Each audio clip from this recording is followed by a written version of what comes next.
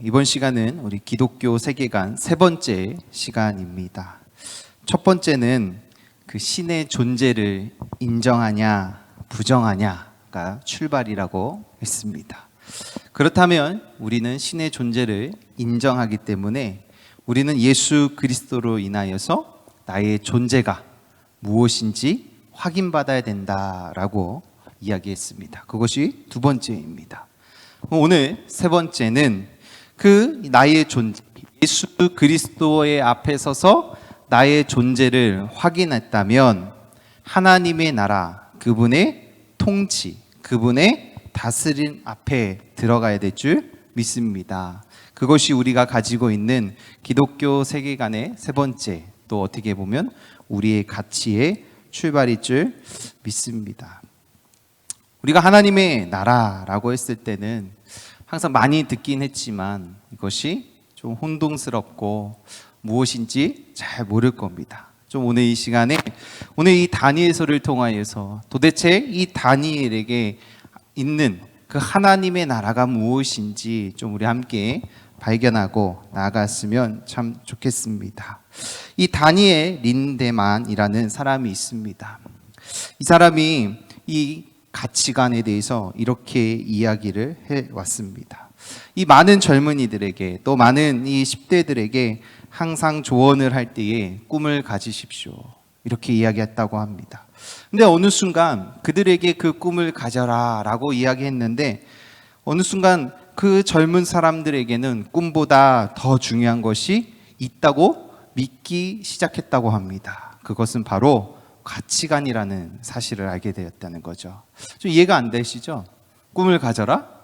근데 그들이, 젊은 친구들이 꿈보다 더 중요시 여기는 것이 가치관이라는 것이에요. 좀 쉽게 얘기하면 과거에는 너의 꿈이 무엇이니? 그러면 선생님이요 라고 이야기하겠죠. 근데 다시 한번 이 시대의 젊은 친구들에게는 이렇게 질문을 한 거죠. 어떤 선생님이 되고 싶니? 그것이 그 어떠니, 그가 가지고 있는 이제 가치관이 더 중요한 시대가 되었고, 이 젊은 세대들이 꿈보다 더 중요시 여기는 무엇이 되었다라고 이야기하고 있는 것이죠. 그렇다면 우리 그리스도인들도 중요한 것 같습니다. 선생님, 그러면 우리 그리스도인들은 어떠한 선생님, 그가 가지고 있는 어떻게 가치관, 그가 가지고 있는 사고일 줄 믿습니다. 그로 인하여서 그들이 가지고 있는 그 수많은 꿈들, 그들을 향하여서 우리는 건면하고 그들에게 좋은 것을 제공해야 될 줄 믿습니다. 근데 꿈이라는 것은 언제나 변화가 많지 않나요?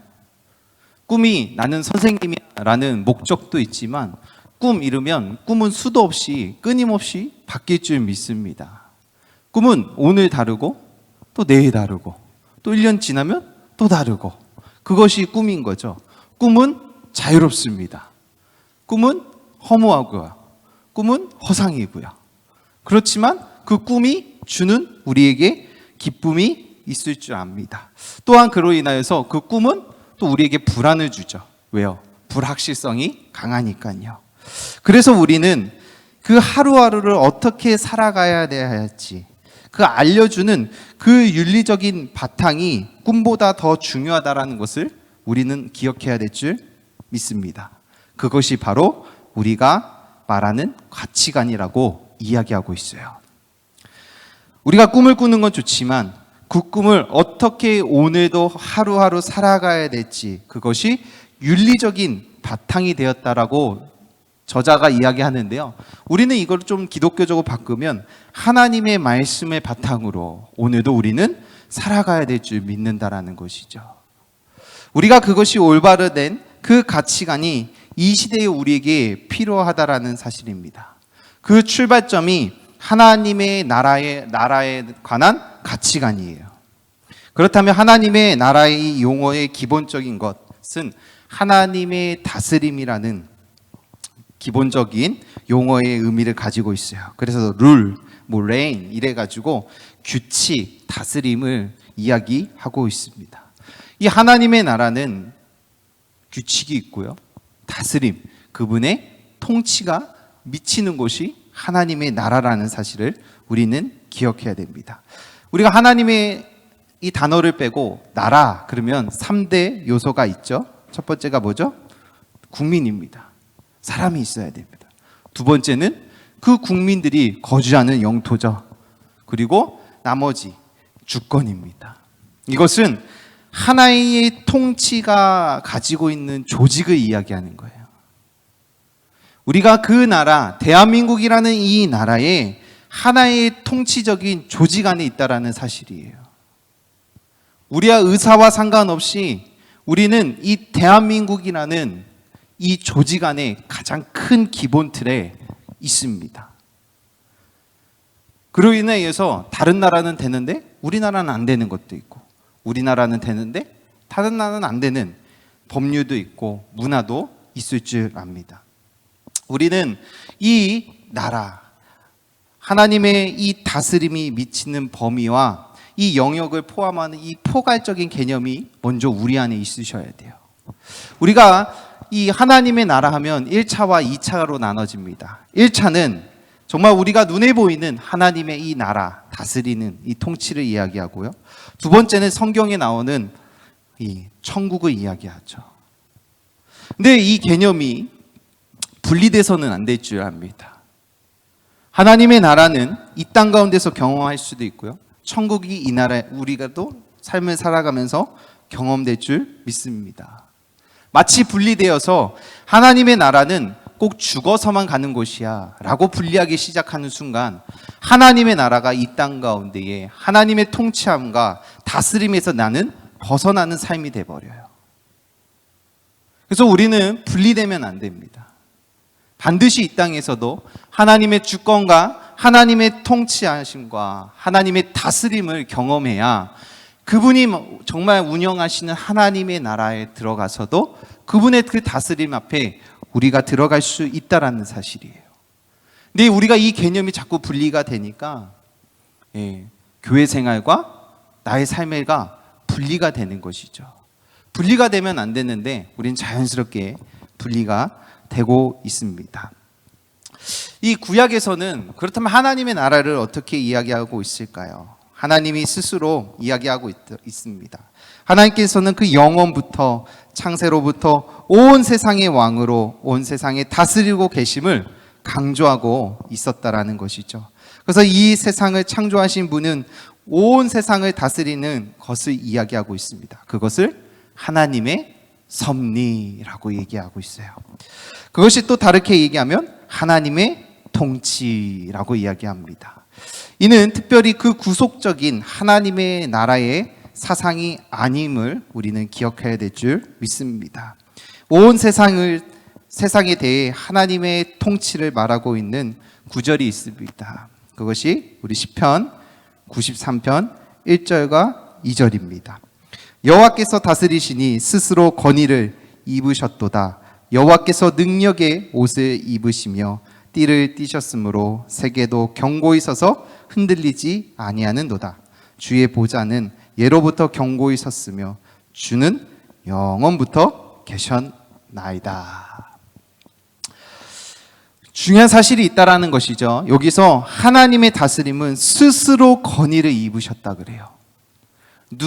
우리가 대통령을 뽑고 선거를 할 때 뭐예요? 우리의 권한을 넘겨주는 거잖아요. 우리 나라를 대표해서 당신이 이 대한민국의 대표로 세워서서 다른 나라랑 교류할 때 내가 못하는 것들 당신이 하십시오라는 것이 우리의 주권을 그에게 던지는 것이잖아요. 그 대통령은 자기 스스로가 세워지는 것이 아니에요. 이 땅 위의 모든 왕들은 자기 스스로가 세워지지 않습니다. 그러나 성경 하나님께서는 자기 스스로의 그 권위를 세우셨다라고 얘기하고 있어요. 그래서 여기 두 번째로 우리는 이렇게 사고하면 안 됩니다. 나를 통하여서 하나님의 영광이 드러나기를 원합니다 라고 우리가 기도하잖아요. 하나님, 나의 삶을 통하여 주님의 이름이 선포되고 고백되기 원합니다 라고 기도하잖아요. 맞는 기도일까요? 맞지 않는 기도일까요? 질문하면 느낌이 오시죠? 반은 맞고 반은 틀린 거예요. 우리에게 있어서는 하나님의 영광은 그 스스로 합당하신 그분이 증명되실 것이고 그분이 스스로 영광을 받으실 거예요. 그분은 그런 능력도 있고 그런 실력도 있고 그런 존재이십니다. 그러나 그분의 그 존재됨, 그분의 영광됨이 나를 통하여서 나타나는 것뿐이에요. 그것이 내 옆에 있는 사람을 통하여서도 나타날 수 있는 것이고 또 그 누구누구에게. 그러나 이양 하나님의 영광이 스스로 나타나시기에 충분한데 그 통로가 필요하시다면 기꺼이 제가 되겠습니다. 하나님 나를 사용하여 주시옵소서 라는 것이 우리의 가치관이고 하나님께서 우리에게 주어진 우리의 부르심의 기도일 줄 믿습니다. 근데 내가 무엇인데 하나님의 영광으로 하나님의 영광이 나를 통하여 선포돼야 됩니다. 그러니까 좋은 대학교 보내주세요. 무슨 말인지 아시겠어요? 하나님의 이름이 나를 통하여 선포돼야 돼요. 하나님 근데 제가 너무 가난하잖아요. 본이 안 되는 것 같아요. 하나님 그러니까 돈 좀 주세요. 어떤 지금 이야기가 다 계시죠? 하나님은 그런 존재가 아니에요. 내가 돈이 있고 없고 좋은 대학교를 가고 안 가고 내가 이쁘고 못생기고 전혀 중요하지 않다라는 것이에요. 하나님의 영광은 그분이 스스로 나타나시기에 합당하신 거예요. 오늘도.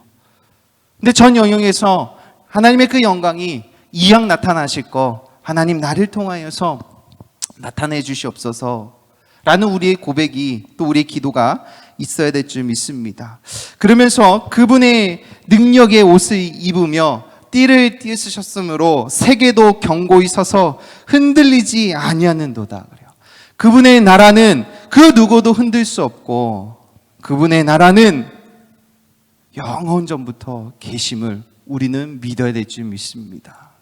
그래야 우리가 세상이 우리를 흔들어도 그것 앞에 세상이 우리의 가치관을 흔들 거예요. 그때 우리는 흔들리지 않을 우리의 믿음의 실력이 있을 줄 믿습니다. 이 하나님의 나라, 그러나 이 하나님의 나라가 이 땅 가운데서도 보여지는데 하나님은 그 나라의 그 통로를 처음으로 택한 백성이 있습니다. 그것이 이스라엘 백성이었다라는 사실이에요. 그 이후에도 오늘 읽었던 다니엘에서도 하나님이 그때그때 필요한 하나님의 영광이 나타날 자들을 하나님은 언제나 부르시고 언제나 찾고 있다라는 사실이에요. 그러나 민족적으로 나라적으로 하나님이 이 이스라엘 백성들을 특별히 부르시고 그들을 신정했다라는 사실은 우리가 알 수 있습니다. 그렇다면 우리가 그들에게 하나님이 강권적으로 그들을 부르시고 택계셨던 이유가 있었다라는 것이에요. 그 이유는 하나님의 다스림 앞에 철저히 너희들은 복종하고 하나님의 그 특별하심을 따라 너희들은 그 사명을 감당해야 되는 그 부르심이 있었다라는 것이에요. 그러나 우리가 성경을 잘 알고 있듯이 우리가 많이 읽어봤지만 그들은 언제나 하나님께 원망하고 불만을 가졌고 그들 안에 하나님, 언제 하나님이 나를 선택하라고 하셨어요? 하나님이 일방적으로 선택하지 않으셨어요? 저는 그런 감당할 실력도 없고요. 저는 그 감당할 능력도 없는데 당신이 일방적으로 선택하셨잖아요. 그러니까 당신 잘못이죠. 라고 하는 모습들이 많아요. 우리는 안 그런가요? 우리가 필요할 때는 하나님 돈 주세요. 라고 얘기하지만 어느 순간 우리에게 있으면 하나님 당신 때문에 그런 거 아닌가요? 언제 당신이 나에게 그런 부르셨어요? 왜 부르셨어요? 저는 감당할 수 있는 돈이 없고 그런 실력이 없는데 왜 저를 부르셔가지고 왜 이렇게 힘들게 하냐고.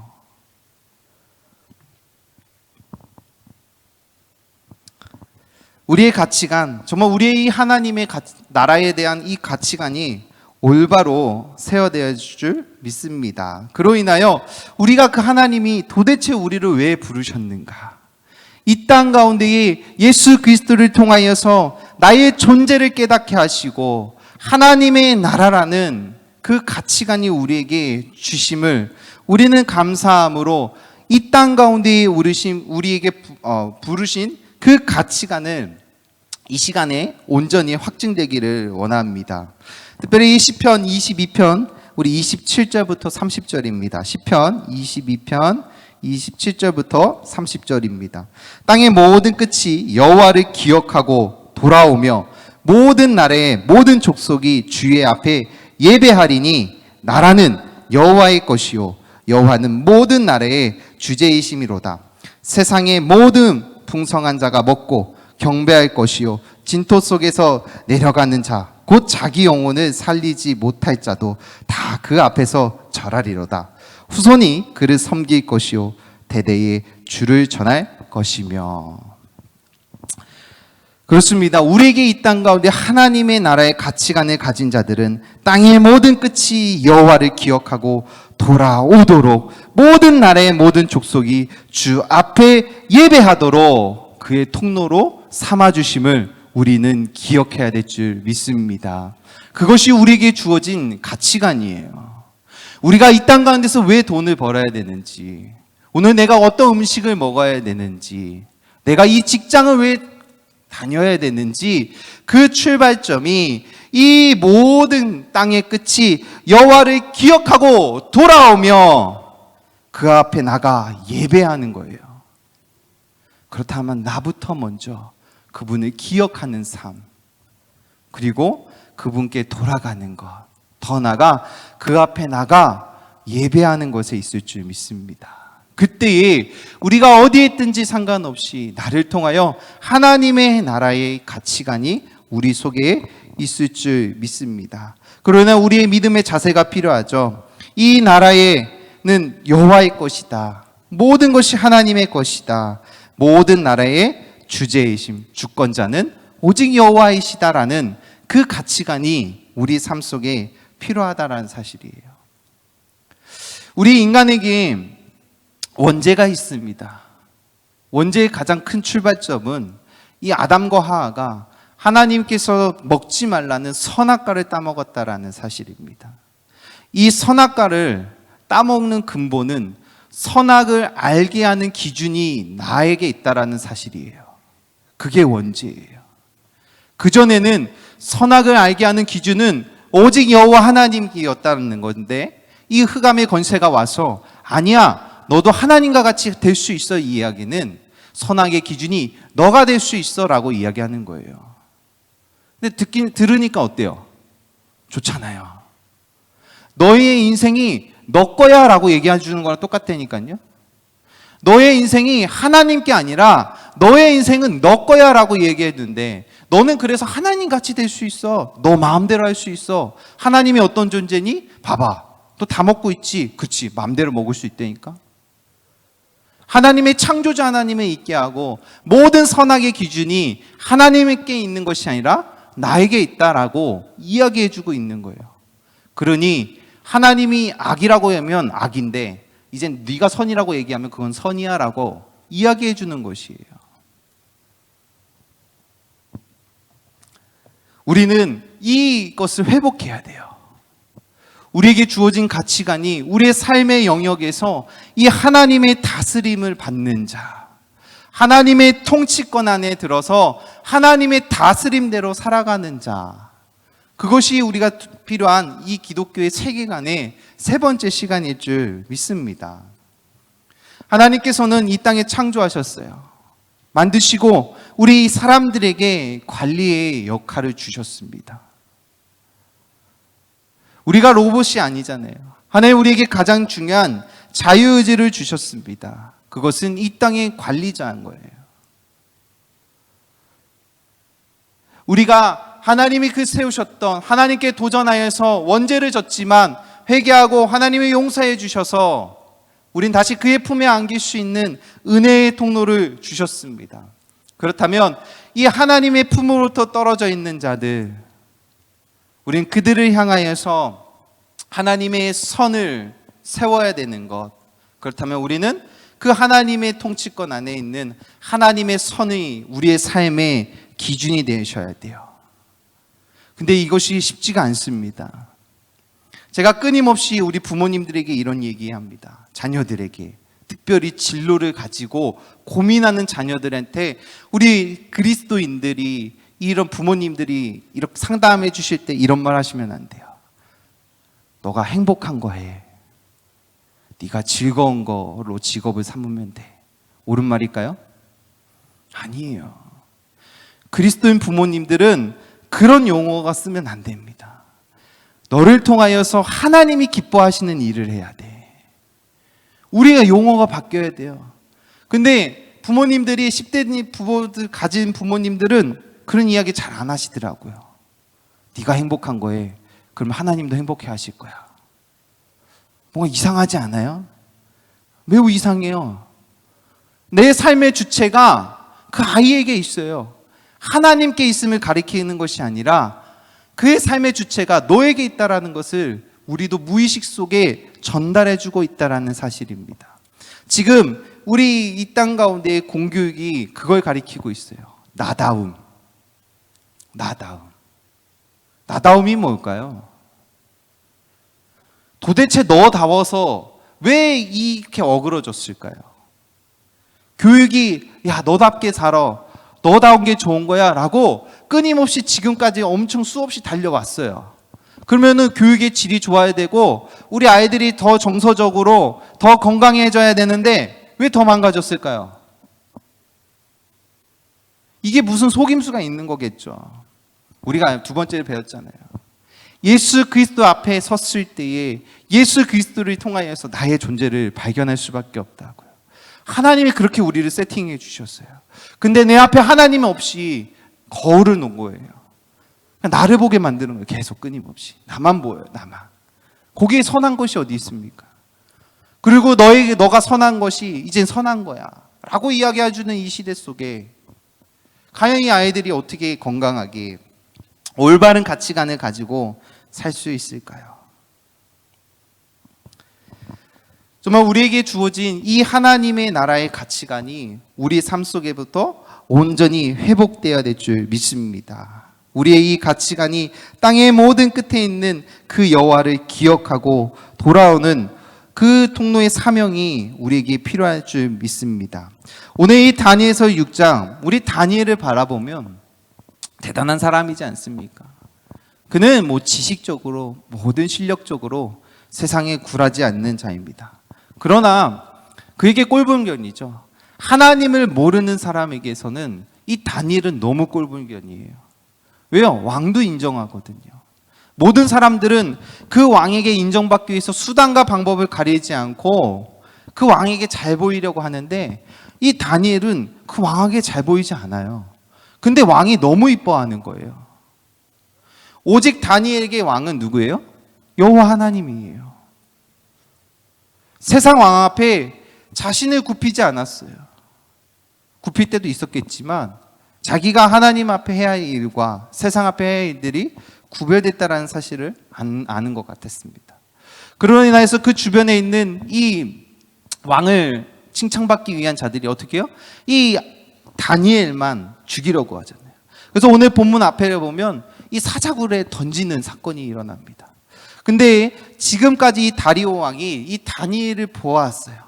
이 다니엘이 그 삶 속에서 나날이 어떠한 윤리적 가치, 어떻게 보면 성경적 가치로 매일같이 사는 그 삶을 보았다라는 것입니다. 어떻게 보면 이 다리오 왕의 고백을 통하여서 다니엘이 어떤 사람인지 우리는 알 수가 있어요. 그로 인하여서 이 다니엘이 사자굴에 끝내 던져지게 됩니다. 그러나 우리는 너무 잘 알고 있듯이 하나님의 천사가 보내어서 그 사자들을 다 찢기게 하고 털끝 하나 그 다니엘이 상한 곳이 없었어요. 그래서 헐레벌떡 이 다리오 왕이 와서 다니엘을 찾습니다. 다니엘 괜찮냐고. 그랬더니 괜찮다고. 그러면서 다니엘 너가 믿는 하나님이 정말 살아계신 하나님이구나. 너와 함께 하시는 하나님을 경외하기 시작합니다. 그리고 오늘 26절을 보면 이 다리오 왕이기 때문에 이제 선포하는 것입니다. 내가 이제 조서를 내린다. 내가 관리하는 모든 나라에 모든 내 아래에 있는 사람들은 이제부터 다 하나님 앞에 다니엘의 하나님 앞에 떨며 두려워할 줄 알아라 라고 선포해버려요.